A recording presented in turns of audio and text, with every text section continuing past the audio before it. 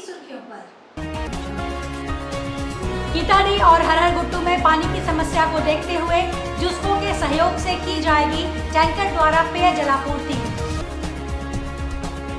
गोलमुरी के विद्यापति परिसर में आज से शुरू हुआ 36वां 2 दिवसीय अंतर्राष्ट्रीय मैथिली सम्मेलन।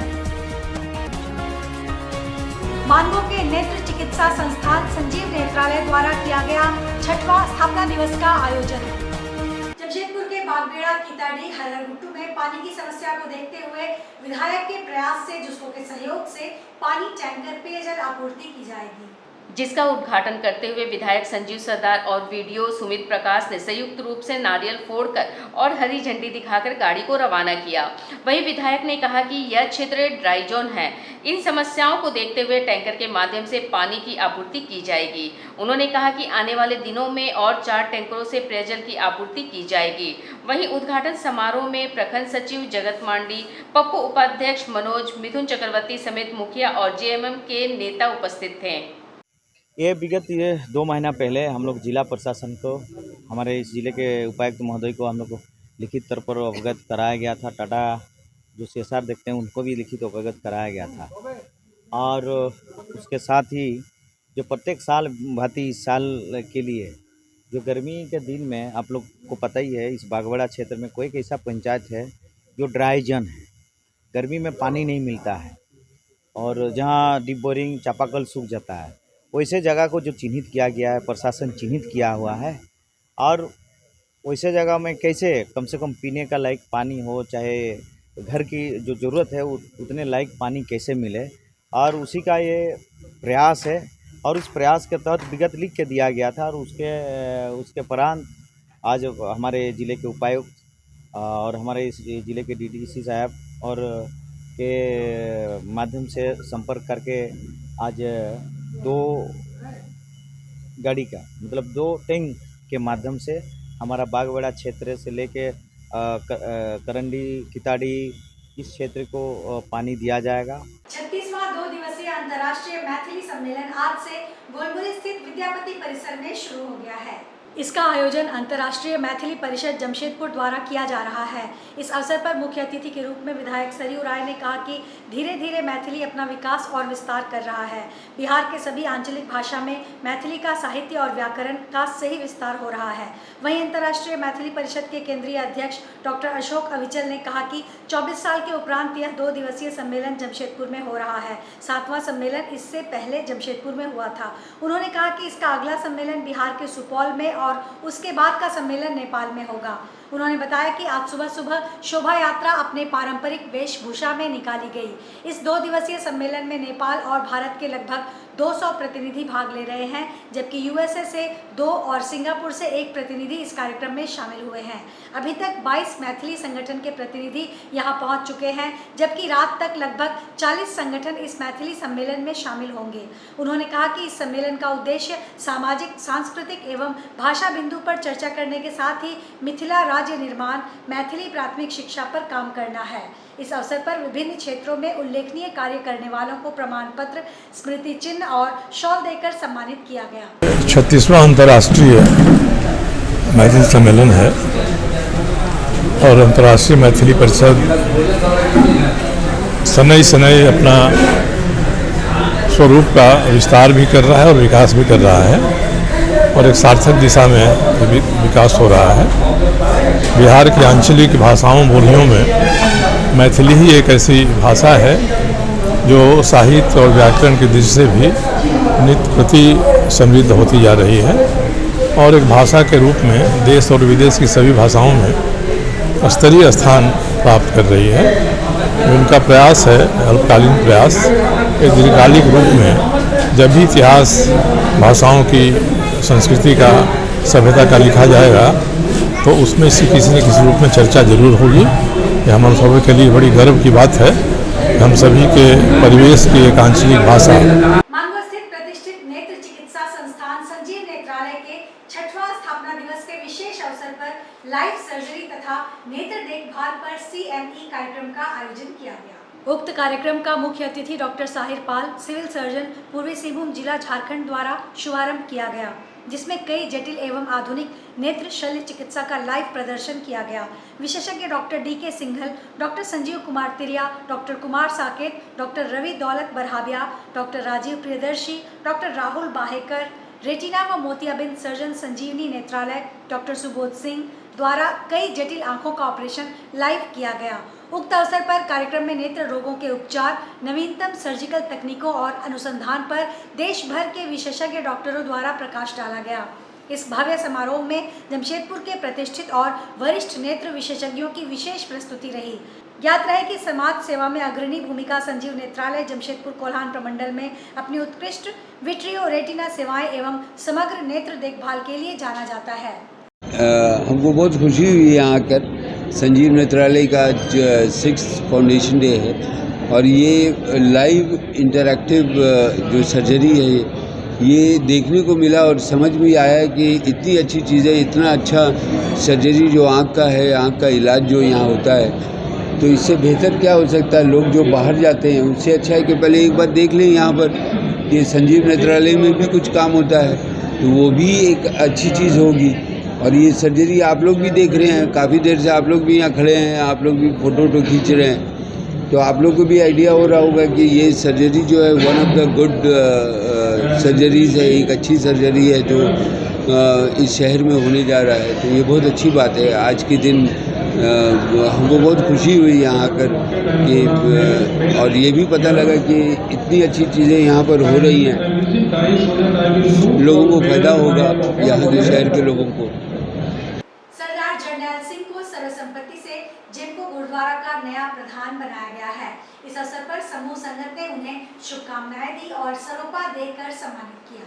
सम्मानित खालसा सज्जन दिवस पर गुरुद्वारा साहिब जिमको में रविवार को कीर्तन दरबार सजाया गया, जिसमें रागी जत्था भाई जसवीर सिंह ने कीर्तन के साथ समूह संगत को जोड़ा। उसके बाद गुरु ग्रंथ साहिब की हजूरी से संगत के जयकारों के बीच सरदार जरनैल सिंह को जिमको गुरुद्वारा का नया प्रधान चुना गया है। समूह संगत के समर्थन से उन्हें चुना गया है। साथ ही मौके पर जिमको गुरुद्वारा के हेड ग्रंथी जगविंदर सिंह खालसा ने सरोपा देकर उन्हें सम्मानित किया। उन्हें धार्मिक और सामाजिक दायित्व निर्वहन से निरंतर जुड़े रहने का परामर्श दिया गया। उसके बाद अरदास हुई और गुरु का अटूट लंगर संगत के बीच वितरण किया गया। इस मौके पर जागीर सिंह सरली, शरणजीत सिंह, सरदूल सिंह, गुरचरण सिंह, नरेंद्र सिंह, दलजीत सिंह, सरजीत सिंह, करम सिंह, कुलदीप सिंह, जरनैल सिंह, बलबीर सिंह, करणदीप सिंह एवं समूह संगत उपस्थित रही।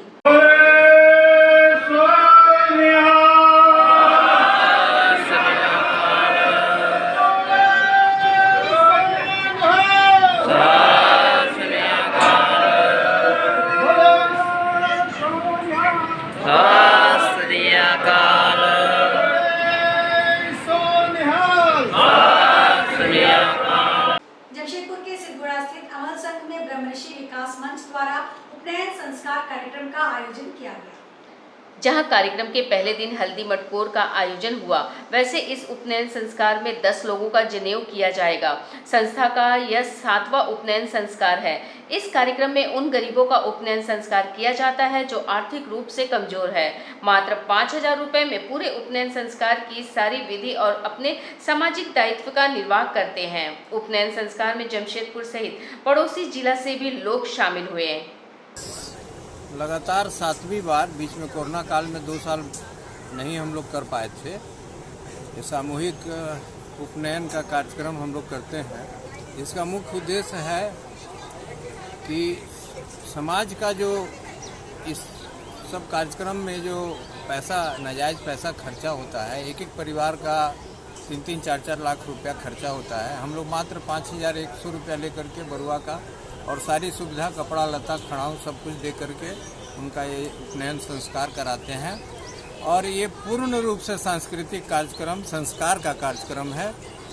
और इसमें आचार्य जी भी आते हैं, ज्ञानी पंडित लोग रहते हैं, उन्हीं के देखरेख में पूरा संस्कार का कार्यक्रम होता है। नेहरू कॉलोनी विकास समिति के सदस्यों द्वारा श्री श्री संकट मोचन हनुमान मंदिर में 11 इंच का हनुमान जी स्थापित कर प्राण प्रतिष्ठा कर सुंदर पाठ किया गया। इस अवसर पर हलवा और पूरी वितरण किया गया। इनमें विकास समिति के अध्यक्ष एवं संकट मोचन समिति के अध्यक्ष कोलामुखी एवं सदस्य विनोद दास, अजय दास, भरत कश्यप, विक्रम बरुआ, सूरज भुइया, अमित राम, रतन कजूर आदि उपस्थित थे।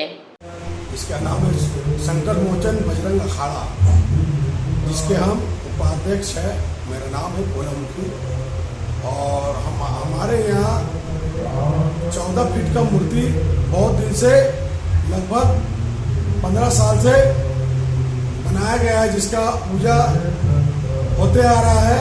और आज जैसे कि हनुमान जयंती के शुभ अवसर पर हमारे समिति के और हम यहाँ अम्बेडकर भवन सोसाइटी चलाते हैं अपने मोहल्ला में, और हमारे अम्बेडकर भवन सोसाइटी के सदस्यों द्वारा आज 11 इंच का हनुमान जी का मूर्ति स्थापित किया गया।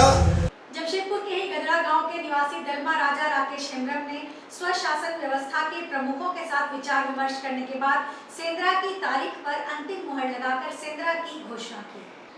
दलमा राजा राकेश हेम्ब्रम व उनकी पत्नी राधा हेम्ब्रम ने खजूर पत्ते से पारंपरिक निमंत्रण पत्र अर्थात गीरा सकाम दिसवा सेंद्रा वीरों को वितरण किया।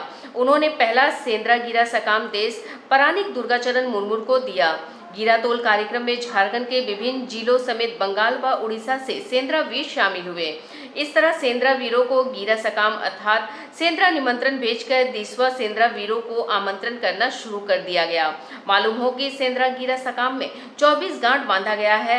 हर दिन एक एक गांठ को खोला जा रहा है। शनिवार को पहला गांठ खोला गया, जबकि अंतिम गांठ 5 मई को खोला जाएगा। आदिवासी समाज में मान्यता अनुसार जिस दिन गीरा सकाम का अंतिम गांठ खोला जाता है, उस दिन शिकार अथवा सेंद्रा पर्व मनाया जाता है। उनका दलमा बुरु बोंगा में हम लोग अभी सभी उपस्थित और पूरा ग्रामीण से आए हैं, मुंडामन की मंझी परगना।